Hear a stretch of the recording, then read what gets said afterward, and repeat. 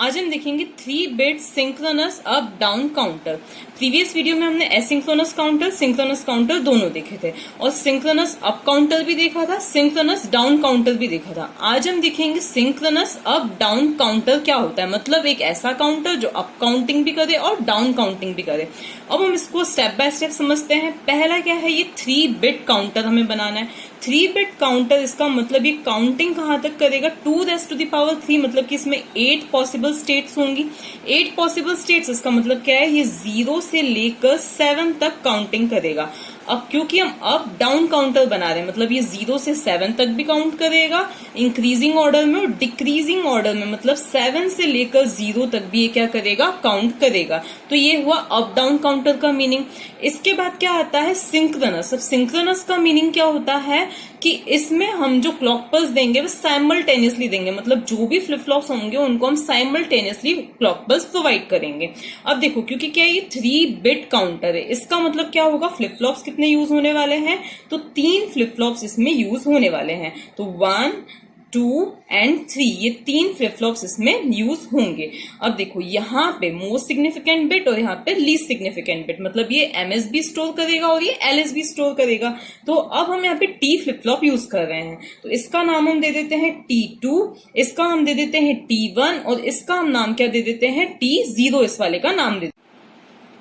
तो यहाँ पे हम लिखेंगे T0, यहाँ पे हम लिखेंगे T1 और यहाँ पे हम क्या लिखेंगे, T2 लिखेंगे। T2, T1, T0 एमएसबी, और ये किसके लिए है, एलएसबी के लिए है।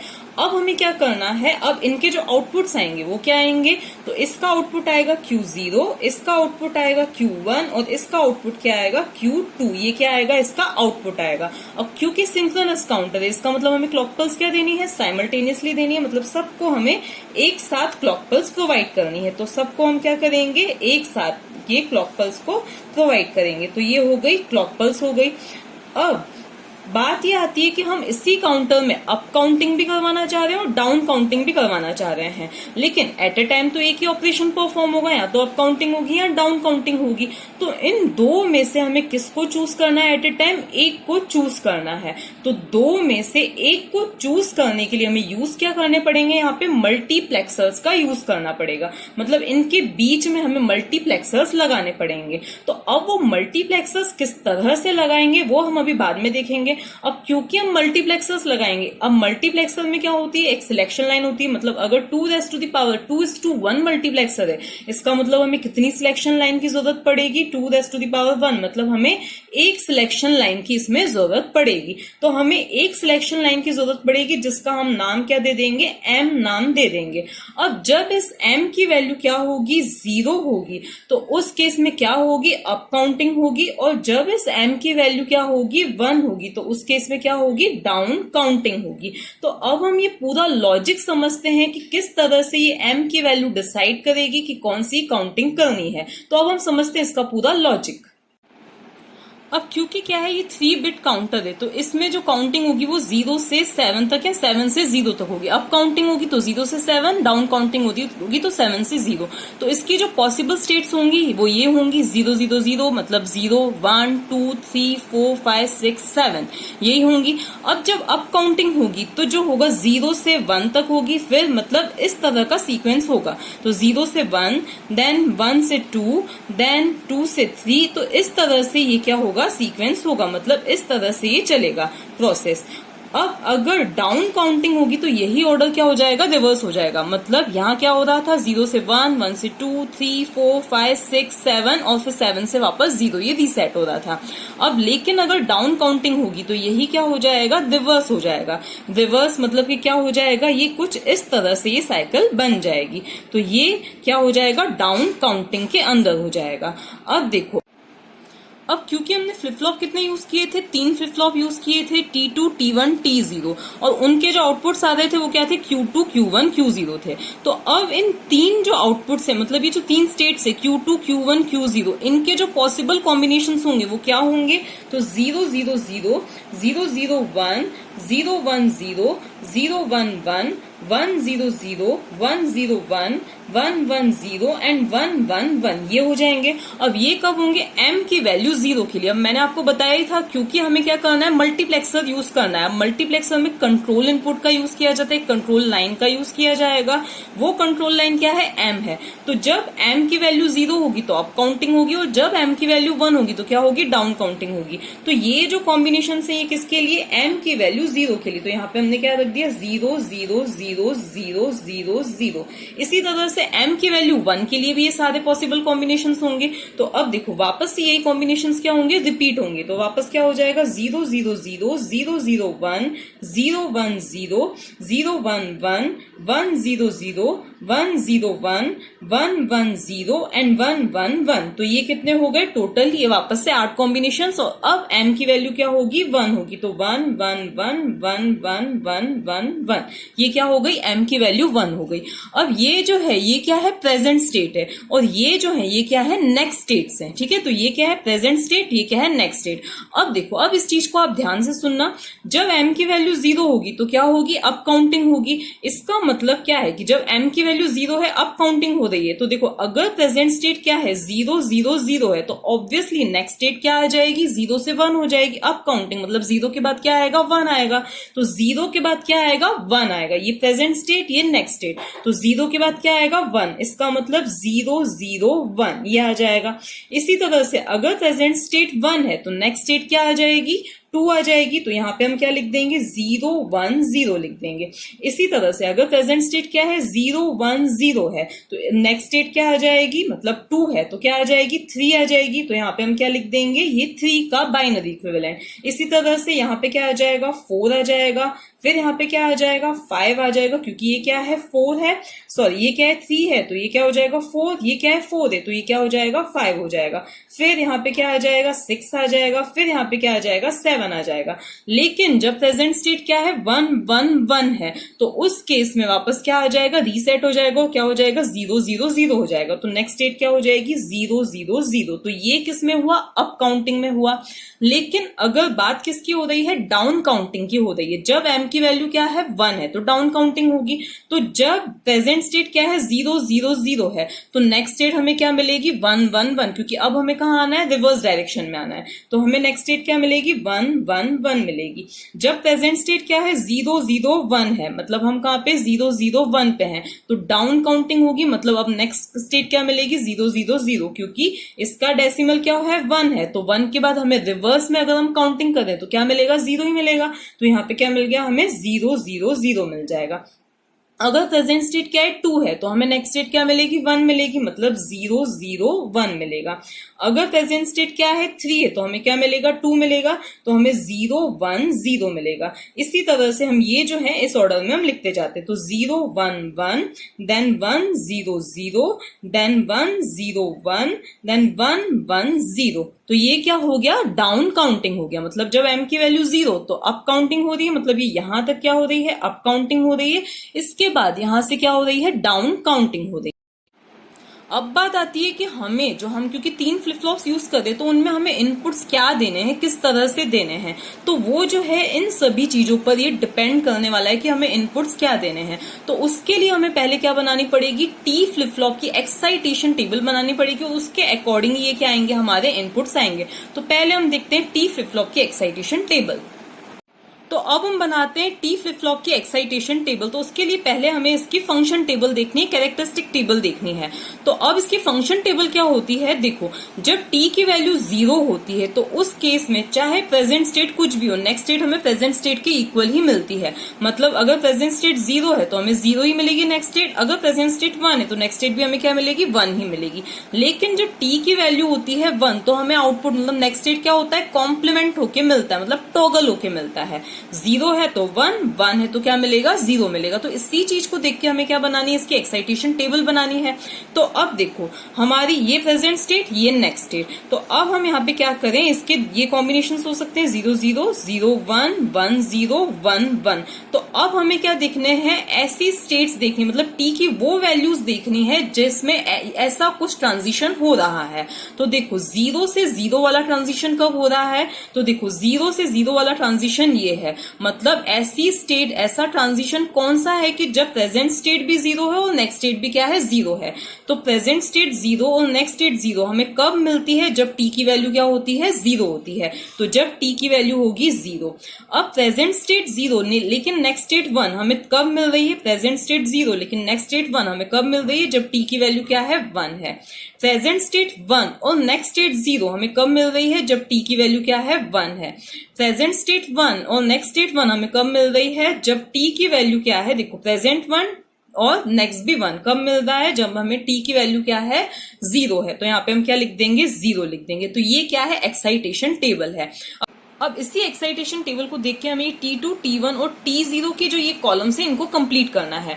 अब देखो हमें क्या देखना है, यहाँ पे ये जो है ये क्या है, प्रेजेंट स्टेट है, और ये जो है ये क्या है, नेक्स्ट स्टेट। मतलब ये क्या है, एट टाइम t, और ये क्या है, एट टाइम t+1 है। ठीक है, तो अब देखो अगर प्रेजेंट स्टेट होगी 0 0 0 होगी, मतलब अगर वैल्यू होगी 0 तो अप काउंटिंग, क्योंकि ये जो पूरी चीज है, इतना जो पूरा पोर्शन है, ये किसको डिनोट कर रहा है, अप काउंटिंग को डिनोट कर रहा है। तो अप काउंटिंग में क्या होगा, 0 से 1 काउंट किया जाएगा। मतलब 0 के बाद नेक्स्ट स्टेट क्या आएगी, 1 आएगी। तो अब हमें क्या देखना है, इस तरह का ट्रांजिशन कब हो रहा है। देखो जब प्रेजेंट स्टेट 0 है और नेक्स्ट स्टेट भी क्या है, 0 है, तो T2 की वैल्यू क्या होगी, तो T की जो वैल्यू है वो क्या होगी, जब प्रेजेंट स्टेट 0 नेक्स्ट स्टेट 0, तो हाँ T की वैल्यू क्या होगी, 0 होगी। तो यहाँ पे हमें क्या रखना है, 0 रखना है। इसी तरह से जब प्रेजेंट स्टेट क्या है, 0 है, और नेक्स्ट स्टेट क्या है, 0 है, तो ऑब्वियसली यहाँ पे हमें क्या रखना है, 0 रखना है। फिर जब प्रेजेंट स्टेट 0 नेक्स्ट स्टेट 0, तो T2 की वैल्यू क्या होगी, 0 ही होगी। इसके बाद में जब प्रेजेंट स्टेट 0 लेकिन नेक्स्ट स्टेट क्या है, 1 है। देखो प्रेजेंट स्टेट 0 नेक्स्ट स्टेट क्या है, 1 है, तो हम यहाँ पे क्या रखेंगे, 1 रखेंगे। कुल मिला के क्या है, इस तरह का ट्रांजिशन कब होता है, जब t की वैल्यू क्या होती है, 1 होती है। इस तरह का ट्रांजिशन कब होता है, जब t की वैल्यू क्या होती है, 0 होती है। तो अब हमारा जो ट्रांजिशन हुआ है वो क्या है, 0 से 1, 0 से 1। इसका मतलब हमें क्या रखनी है, वैल्यू इसकी 1 रखनी है। इसी तरह से यहाँ पर 1 1, इसका मतलब हमें क्या रखना है, 0 रखना है। इसी तरह से यहाँ पे 1 1, मतलब क्या ट्रांजिशन हुआ है, 1 1, तो इसका मतलब 1 1 हमें क्या रखना है, 0 रखना है। तो कुल मिला के जब कोई चेंज हो रहा है तो हमें क्या रखना है, 1 रखनी है वैल्यू। जब कोई चेंज नहीं हो रहा है तो हमें क्या रखनी है, वैल्यू 0 रखनी है। जैसा कि हम यहाँ पे देख सकते हैं, जब कोई चेंज हो रहा है 0 से 1 या 1 से 0 तो हमें 1 रखना है। जब कोई चेंज नहीं हो रहा है तो हमें क्या रखना है, 0 ही रखना है। तो अब यहाँ पे हम देखें तो 1 1 नो चेंज मतलब 0। फिर यहाँ पे हम देखें 1 0 मतलब चेंज हुआ है तो 1, 0 1 चेंज हुआ है तो हम क्या रखेंगे, 1 रखेंगे। 0 0 नो चेंज 0, इसके बाद में 0 0 नो चेंज 0, 0 0 नो चेंज 0, 1 0 मतलब कि चेंज हुआ है, इसका मतलब हम 1 रखेंगे। फिर 1 1 no change 0, 1 1 no change 0, 1 1 no change 0। तो ये क्या आ गई, T2 की वैल्यूज आ गई। अब हमें किसके लिए बनाना है, T1 के लिए। तो T1 के लिए हमें ये Q1 की प्रेजेंट स्टेट और Q1 की क्या देखनी होगी, नेक्स्ट स्टेट देखनी होगी। तो 0 0 चेंज नहीं हुआ है तो हम 0 रखेंगे। फिर 0 1 चेंज हुआ है तो 1 रखेंगे। 1 1 नो चेंज 0, 1 0 चेंज हुआ है तो हम क्या रखेंगे, यहाँ पे 1 रखेंगे। इसी तरह से हम ये पूरी कंप्लीट करेंगे। तो यहाँ पे हम देखें 0 0 नो चेंज 0, 0 1 1, 1 1 0, 1 0 1, 0 1 1। इसी तरह से ये अल्टरनेट्स में आता जाएगा। अब यहाँ पे हम देखें तो 0 0 क्या हो जाएगा, 0 then 1 then 0 then 1 then 0 then 1 then 0। देखो 1 1 नो चेंज 0। अब यहाँ पे अगर हम देखें T0 के लिए तो हम Q0 और ये Q0 की नेक्स्ट स्टेट देखेंगे। तो यहाँ पर 0 1 क्या हुआ है, चेंज हुआ है तो हम क्या लिखेंगे, यहाँ पे 1 लिखेंगे। इसी तरह से हम अगर ये पूरी देखें तो कोई ना कोई चेंज हुआ, ये 1 से 0, 0 से 1, 1 से 0, 0 से 1, तो इसके जो है ये सारी वैल्यूज क्या आ जाएंगी, 1 ही आ जाएंगी। तो ये जो पूरी कॉलम है ये हमारा क्या हो जाएगा, T0 का 1 ही हो जाएगा। अब हमें क्या बनाना है, इसका K मैप बनाना है। अब हमें क्या करना है, इनको सॉल्व करने के लिए मतलब अब हमें देखना है कि T2, T1 और T0 की इक्वेशन निकालनी है। इक्वेशन निकालनी है, इसका मतलब हमें क्या बनाना पड़ेगा, K मैप बनाना पड़ेगा। अब देखो क्योंकि ये जो T2, T1, T0 ये तीनों ये क्या है, आउटपुट्स हैं। अब ये तीनों ही किस पर डिपेंड कर रहे हैं, M, Q2, Q1, Q0 पर डिपेंड कर रहे हैं। तो हमारे जो K मैप बनेंगे वो क्या बनेंगे, 4 वेरिएबल K मैप बनेंगे, क्योंकि इन 4 वेरिएबल्स पर डिपेंड कर रही है हमारी T2, T1 और T0 की वैल्यू। अब पहले हम T2 के लिए के मैप बनाते हैं। अब देखो ये T2 जो है डिपेंड किस पे कर रहा है, एक M की वैल्यू पे डिपेंड कर रहा है, Q2 Q1 Q0 मतलब जो कुछ भी किस पे डिपेंड कर रहा है, इन पे डिपेंड कर रहा है।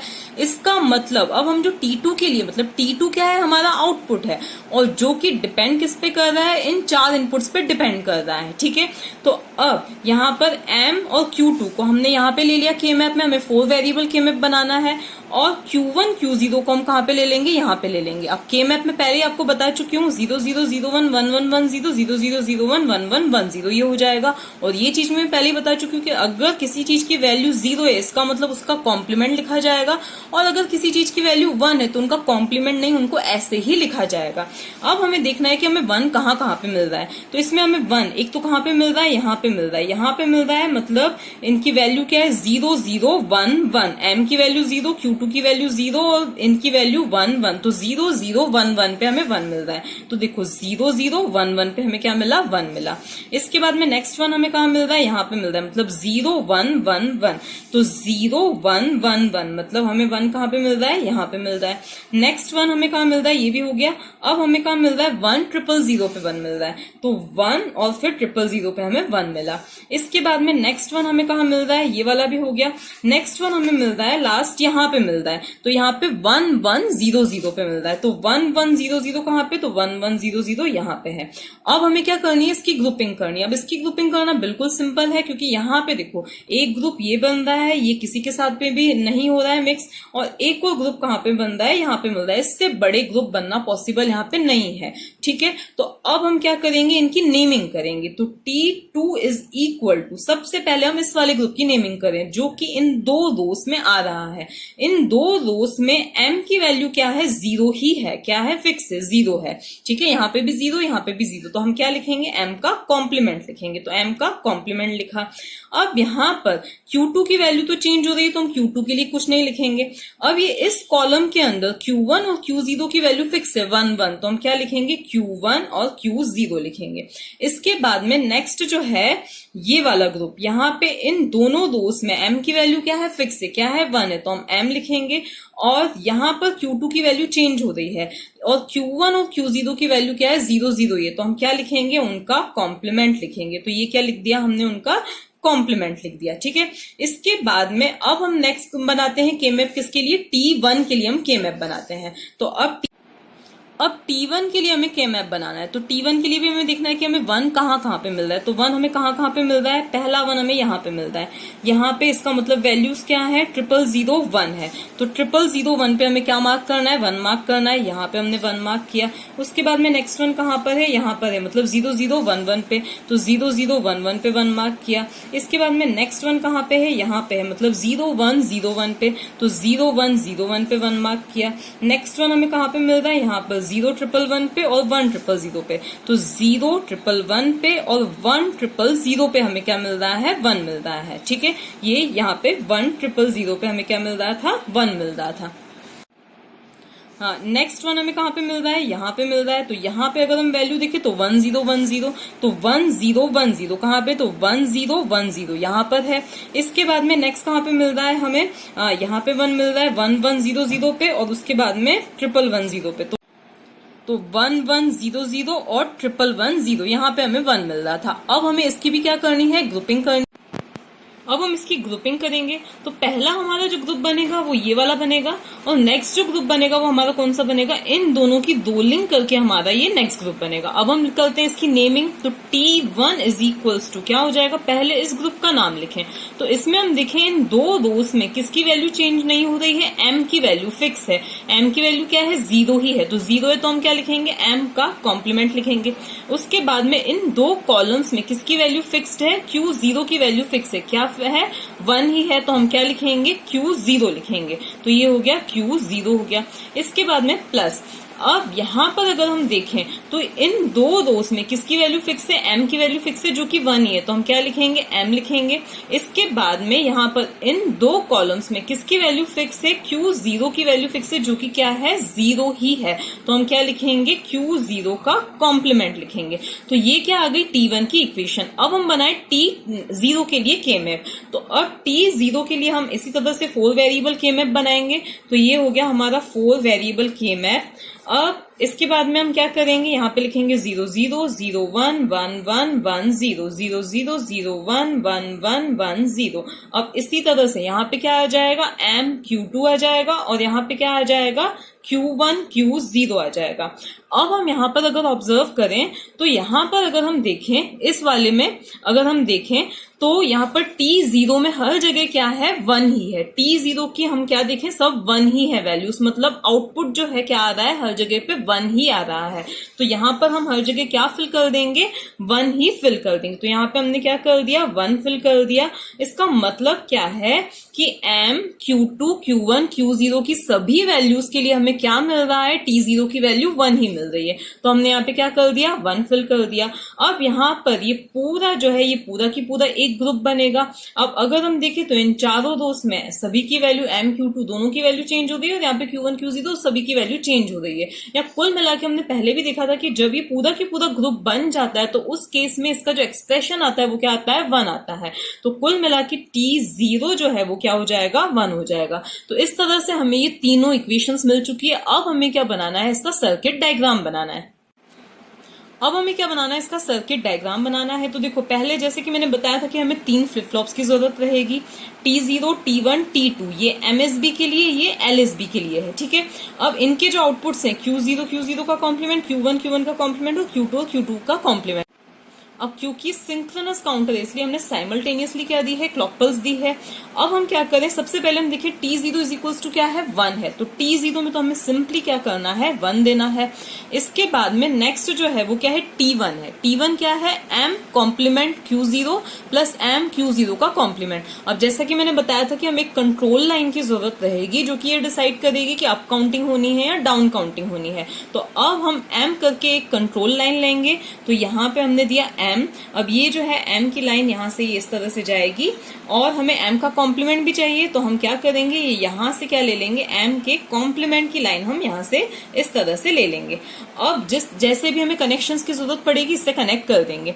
अब देखो, सबसे पहले हमें क्या चाहिए, m कॉम्प्लीमेंट इंटू Q0, किसकी वैल्यू, T1, मतलब T1 में हमें क्या इनपुट देना है, तो m कॉम्प्लीमेंट इंटू Q0। तो m का कॉम्प्लीमेंट तो कहां से आ जाएगा, ये यहाँ से क्या आ जाएगा, m का कॉम्प्लीमेंट आ जाएगा और उसमें हमें क्या देना है, Q0 देना है। तो उसके साथ में हमें क्या करना है, Q0, और इनके बीच में क्या है, डॉट, मतलब एंड गेट लगाना है। तो ये हमने लगा दिया, यहाँ पे एंड गेट लगा दिया।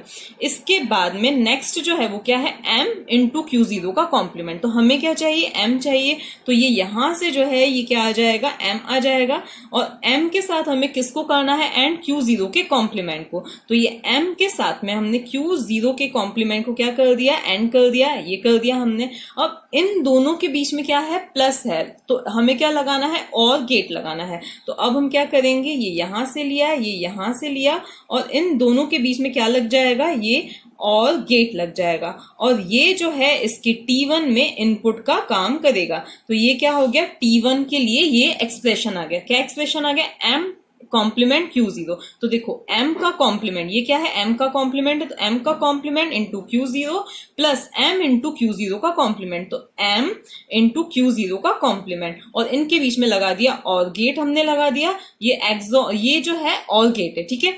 इसके बाद में अब हमें क्या करना है, ये T1 का आ गया। अब हमें T2 के लिए चाहिए। अब ये हमारी T2 की इक्वेशन आई थी, बस मैंने इसको Q0 और Q1 को आगे पीछे कर दिया है। तो अब देखो यहाँ पे T2 के लिए हमें क्या चाहिए, पहले m कॉम्प्लीमेंट इंटू Q0। अब अगर हम यहाँ पे ध्यान से देखें तो ये क्या है, m का कॉम्प्लीमेंट इंटू Q0 है, m का कॉम्प्लीमेंट इंटू Q0 ये वाली टर्म है।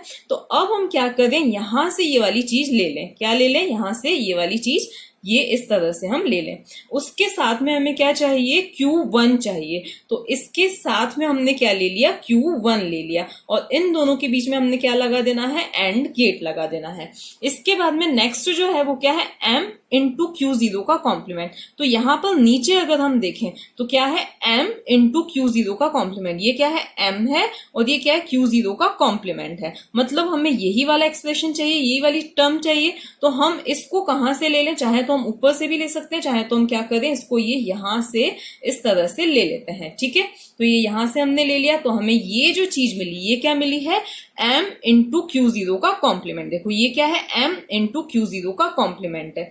उसके साथ हमें क्या चाहिए, Q1 का कॉम्प्लीमेंट। तो उसके साथ हमने क्या ले लिया, Q1 का कॉम्प्लीमेंट। इसको हमने क्या कर दिया, एंड कर दिया। अब इन दोनों के बीच में भी हमें क्या लगाना है, और गेट लगाना है। तो ये हमने क्या लगा दिया यहाँ पे, और गेट लगा दिया। और ये जो है किसके लिए इनपुट का काम करेगा, T2 के लिए इनपुट का ये काम करेगा। तो हमें क्या मिल गया, मतलब T0 is equal to 1। T1 में हमें जो एक्सप्रेशन देना था ये हमने यहाँ पे इसका सर्किट बना लिया, और T2 में हमें जो चाहिए था वो हमने इस तरह से ये सर्किट बना लिया। ठीक है, अब इसके बाद में अब हमें ये Q2 ये आउटपुट यहाँ से ये मिल जाएगा। तो ये क्या हो गया, synchronous 3 bit synchronous up down counter.